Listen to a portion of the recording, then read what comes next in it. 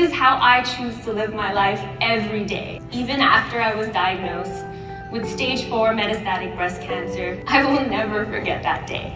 A stubborn cough and shortness of breath brought me to the hospital, where I was then accompanied by my mom, my dad, my boyfriend, and my big brother, and we waited anxiously for hours for my then oncologist to storm into the room and abruptly announce that both my lungs were now filled with cancer. Too many lesions to count, and this time he added, "It's incurable."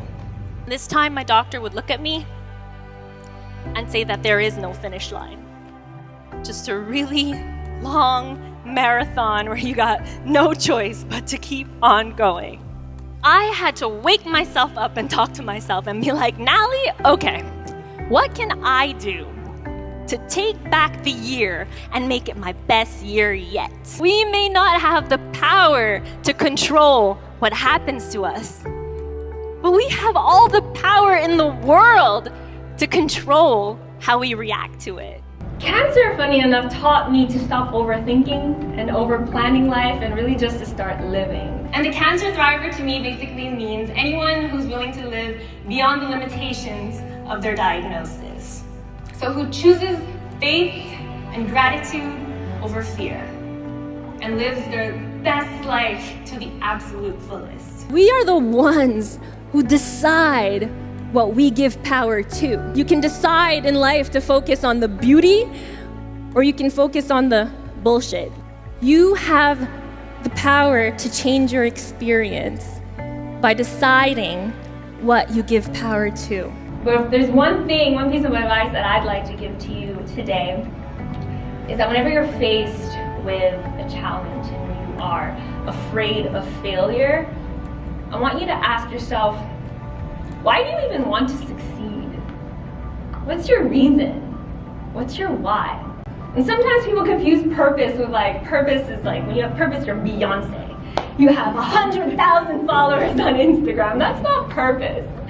Purpose can be as simple as spreading love and light. And that's how I like to see my purpose, is being that person that can make you smile when you're feeling like times are tough, that reminds you that you are not alone in your struggles.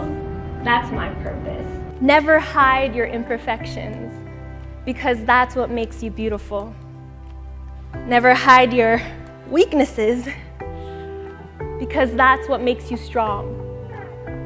Never hide who you are, because there is no one in the world like you. And someone out there needs you, the real you. We all have the power to make a difference in our own special way.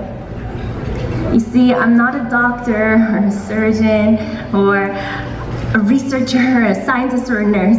All I could do was share my story, but that was enough to move mountains. Tonight, I want to remind you of the difference that you can make. The end of my mission, that mountain peak, it doesn't even represent the day that my cancer story is going to be over. What I realized, that's just life. We're always going to have problems. But that mountain peak, that end of my mission, will be the day that I'm filled with enough Wonder Woman strength to keep smiling and be happy no matter what challenges I may face. It's too easy to make 10% of what happens to you in life a disaster, because 90% is how you react to it, and I choose to in laughter. The more I reflected, the more I realized that it wasn't so much death, but more so the outcome of my death. As many of us think that we can control everything, there's things that we just need to learn how to let go. By determining what's the worst that can happen, you will discover what means the most to you. So should God decide to take me tomorrow, I know that my blog will keep me alive. I know that it will continue to serve.